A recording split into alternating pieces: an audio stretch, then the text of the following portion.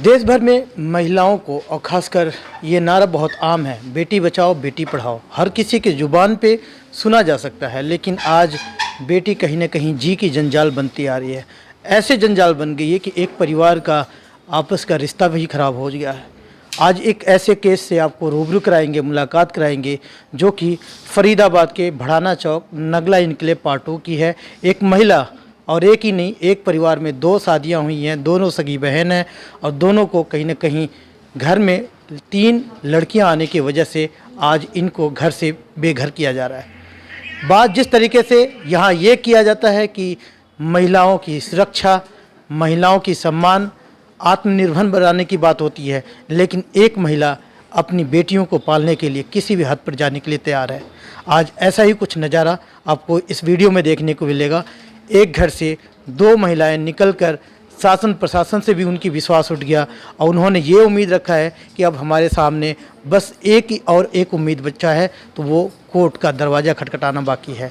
आज जिनकी बात कर रहे हैं वो सामने 2 बहनें हैं, आप देख सकते हैं। ये लोग आज मीडिया के सामने अपनी बात रखी है, लेकिन उससे पहले कहीं ना कहीं जब पुलिस प्रशासन से इनकी उम्मीदें उठ गई, जब विश्वास उठ गया, तो पहले तो इन्होंने कोर्ट का सहारा लेने के लिए तरुण अरोड़ा, जो कि एडवोकेट हैं, इनके केस को देख रहे हैं और उसके साथ साथ जो भी कुछ है ये अपनी आप बीती बता रही हैं, आप सुनिए और ख़ुद जस्टिस कीजिए कि क्या ऐसे हालात में इनके साथ क्या इंसाफ होना चाहिए।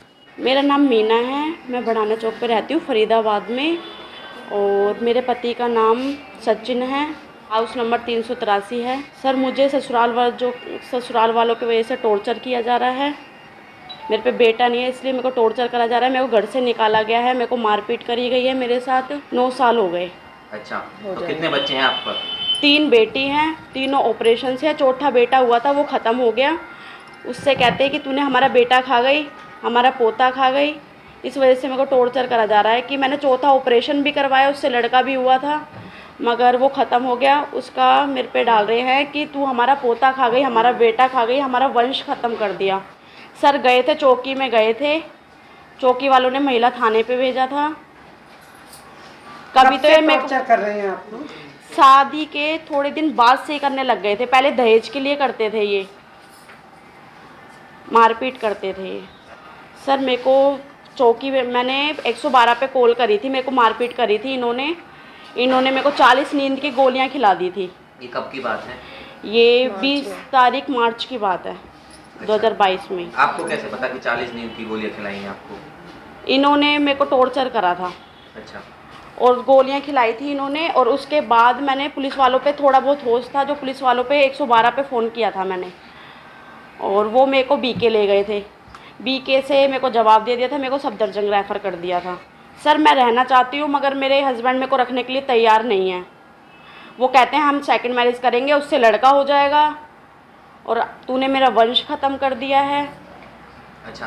और मेरे को एक तरफ तलाक चाहिए, डिवोर्स मांग रहे हैं सर मेरे से। अच्छा, और सास ससुर क्या कहते हैं आपके? सास ससुर भी उनके साथ ही हैं, वो भी मारपीट करते हैं, गंदी गंदी गालियाँ देते हैं। ससुर और जेठ नहीं मारा था मुझे, ये मेरी सिस्टर है। अच्छा, ये कहाँ रहती हैं? घर में, ये मायके रहती है, इसे भी मारपीट के निकाल रखा है। आप बताएं। मेरा पति गुड़गांव में जॉब करते हैं, बिलिंग का काम है, टेलमेट कंपनी में। नाम सचिन है। सर, मेरा नाम कामनी है, और सर मेरे हस्बैंड का नाम सुनील है। हम दोनों एक ही घर में हैं हम दोनों। सर, पहले मेरे साथ ये ऐसी टॉर्चर करा करते थे, परेशान करते थे, मारपीट करा करते थे, घर से निकाल दिया करते थे। बीच में ले भी गए थे, उसके बावजूद भी इन्होंने फिर से वही ड्रामा शुरू कर दिया।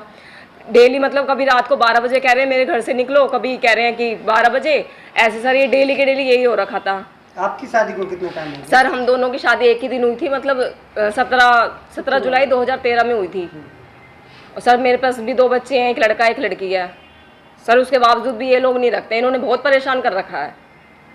आप कह रही थी कि सफदरजंग लेके गए और मारे पीटे, लेकिन ये बताओ कि क्यों ऐसा स्टार्ट हुआ, मारने पीटने की नौबत क्यों आई, आपके रिश्ते क्यों खराब हो गए? सर, मेरे पे बेटा नहीं है, इसलिए। तो दहेज का विवाद तो नहीं है कि दहेज और चाह रहे हो नई शादी से? चाहते हैं, दहेज का भी है, दहेज का मामला भी है और बेटे का मामला भी है। जब आप थाने पे गई तो किससे बात हुई, क्या बात हुई? SHO से बात हुई थी। उन्होंने ये बोला कि लड़की मेंटली डिस्टर्ब है। मेरा किससे बोला था? मुझसे बोला था। आपके सामने ये बात बोली? हाँ जी। उन्होंने बोला था कि ये लड़का तो डिवोर्स चाह रहा है, डिवोर्स दे दे।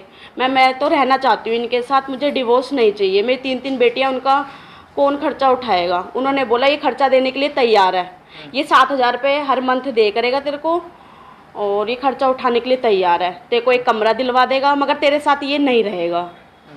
ऐसा किसने बोला? SHO ने बोला था। नाम पता है SHO का? कौन से थाने में, कौन से कहाँ पे? थाने? सारण थाने में। तो ये बात उन्होंने SHO ने बोला? हाँ जी। आपने महिला थाने में कभी कंप्लेन किया? हाँ जी, करी थी, अभी बीच में करी थी। तो वहाँ से क्या बोला गया महिला थाने में? महिला थाने में ये बोला गया था कि मार पिटाई का मामला है, ये चौकी में दर्ज होएगा। सरकारी वकील के आगे बयान हुए थे। क्या बयान हुए थे, क्या क्या बात हुई थी? इन्होंने मेरे जेठ ने मुझे गला दबा के मारा था, जान से मारने की कोशिश करी थी, तो वो बयान हुए थे। अच्छा, तो उसके बाद क्या बताया गया वहाँ से? बयान लेने के बाद क्या बताया? उन्होंने, पुलिस वालों ने मुझे चौकी में बुलाया था 2-3 दिन बाद कि तेरा जेठ तो मिल नहीं रहा, तेरा जेठ तो फरार हो गया, तेरे को मार के फरार हो गया है, अब हमें तो जवाब देना पड़ेगा, इससे तू साइन कर दे, आगे कोई बात होती है तो हम तेरे लिए बैठे हैं। मैंने सेकंड कंप्लेंट दी थी तो इन्होंने मेरी सुनवाई नहीं करी। ये कहते हैं लड़की मेंटली डिस्टर्ब है। ये केस बंद कर दिया SHO ने कि लड़की मेंटली डिस्टर्ब है सारण थाने में। अच्छा, ये आपके पास कितने कितने बच्चे हैं? सर मेरे पास 2 बच्चे हैं, एक बेटा एक बेटी। तो आपको क्यों कर रहे हैं ये परेशान, जब आपके पास तो बेटा है बंद चलाने का उनका? सर ये ना मारते पीटते हैं, गला दबाते हैं। मेरी सास ने भी मेरे को गला दबा के मारा था सर। फिर सर ये चाहते क्या है? जब आपके तो बेटा है, उनका तो चलो नहीं है, उनकी परेशानी तो अलग हो गई कि उनका बच्चा नहीं है, लेकिन आपको क्यों परेशान करते हैं? सर बेटा होने के बावजूद भी वो कुछ नहीं मानते, वो यूँ कहते हैं कि पीछे से लेके आई है, वो उनकी ये वर्डिंग है। लेकिन आप लोग इस तरीके से कह रहे हो तो फिर ये बताओ कि पुलिस के सामने आप अपने और उनसे हाई लेवल के जो अधिकारी उनसे क्यों नहीं ये बात करते? मीडिया के सामने आप अपनी बात रखिए, ठीक है, आपकी बात जाएगी शासन प्रशासन सर सारी चीज़ देख ली लेकिन कोई नहीं सुनवाई करता, कुछ नहीं होता। सर अब तो SHO ने भी बोल दिया था कि अगर 112 पे तैने कॉल करी, कोई भी वो होता है, तो 112 वाले भी तेरी कॉल नहीं उठाएंगे। मैं अपने हस्बैंड के साथ रहना चाहती हूँ, मगर वो मेरे को रखना नहीं चाहते। तो आप लोग क्या चाहते हो? अब आप कह रहे हो कि प्रशासन भी आपकी बात नहीं सुन रहे हैं, तो अभी फिलहाल आप लोग क्या चाहते हो, क्या गुहार लगाना चाहते हो, क्या कहना चाहते हो? सर मेरे हस्बैंड मैरिज करने की कह रहे हैं, मेरे 3 बच्चे कहाँ जाएंगे? 3 साल से मेरे टच में हैं। 3 साल पहले भी हमने इनकी तरफ से एक FIR दर्ज कराई थी। जो मेरी क्लाइंट मीनू हैं, इन्होंने अपने ससुर पे एलिगेशन लगाया था कि जब ये नहा रही थी और वो इनके बाथरूम में घुस के इनके साथ छेड़छाड़ की। महिला थाने में मुकदमा भी दर्ज हुआ था। FIR रजिस्टर्ड होने के बाद जिस दिन उनकी अरेस्टिंग होनी थी, उस दिन मीनू ने जाकर के उनके साथ कॉम्प्रोमाइज़ कर लिया, क्योंकि इनको बोला गया कि अगर आप हमारे घर में रहना चाहते हो, अपने बच्चों के साथ यहाँ पे रहना चाहते हो, तो आपको कॉम्प्रोमाइज़ करना पड़ेगा। मजबूरी में इसने कॉम्प्रोमाइज़ कर लिया और अपनी FIR को कैंसिलेशन के लिए डाल दिया। अब ये 3 साल बाद दोबारा से 3 साल से वही सारा उत्पीड़न सहन कर रही थी। लास्ट टाइम जब ये मेरे पास आई तो इन्होंने बताया, इनके गले पे निशान भी थे उस दिन, कि इनका गला दबा करके मारने का प्रयास किया गया है। MLR कटी हुई है BK हॉस्पिटल की भी और सफ्दरगंज हॉस्पिटल की भी, लेकिन पुलिस प्रशासन ने कोई मुकदमा दर्ज नहीं किया है। कामिनी के लिए हमने 3 मुकदमे कोर्ट में दायर करा रखे हैं, मेंटेनेंस का, डोमेस्टिक वायलेंस का, और सबसे बड़ा जो इनका मैटर है सेक्शन 9 का, कि साथ रहना चाहते हैं ये लोग। मेंटेनेंस वाले केस में वो भी अपेयर नहीं हुआ है, डोमेस्टिक वायलेंस में उसके वारंट हो चुके हैं, और सेक्शन 9 में भी उसके वारंट हो चुके हैं कि वो अपेयर हो जाए कोर्ट में। देखिए, पुलिस प्रशासन कहीं ना कहीं भ्रष्टाचार में लिप्त ही समझ में आता है। एक तरफ तो हमारी जो सरकार है वो एक नारा देती है सेवा, सुरक्षा और सहयोग, लेकिन सेवा, सुरक्षा, सहयोग हो पा रहा है ऐसा हमें कहीं नज़र नहीं आता। मैक्सिमम ऐसे केसेस आते हैं कि महिलाओं की सुनवाई नहीं करते हैं।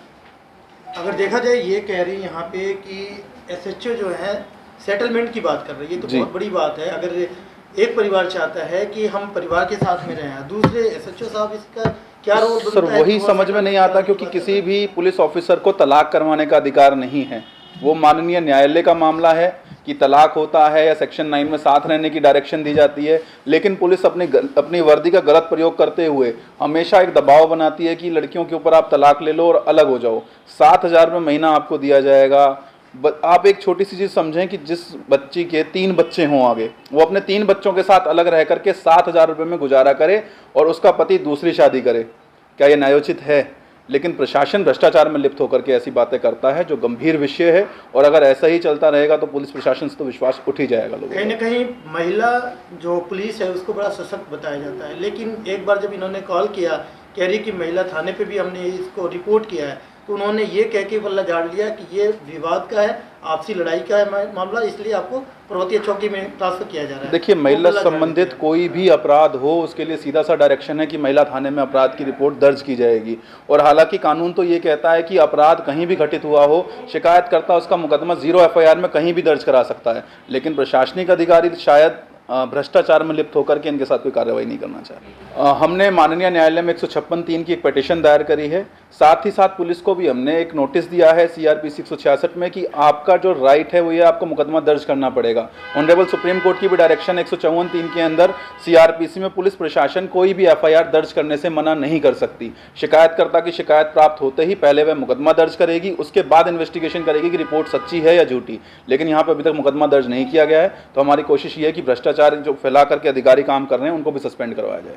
देश दुनिया की हर लेटेस्ट खबर देखने के लिए सब्सक्राइब करें हमारे चैनल PNN को और साथ ही बेल आइकन दबाना ना भूलें।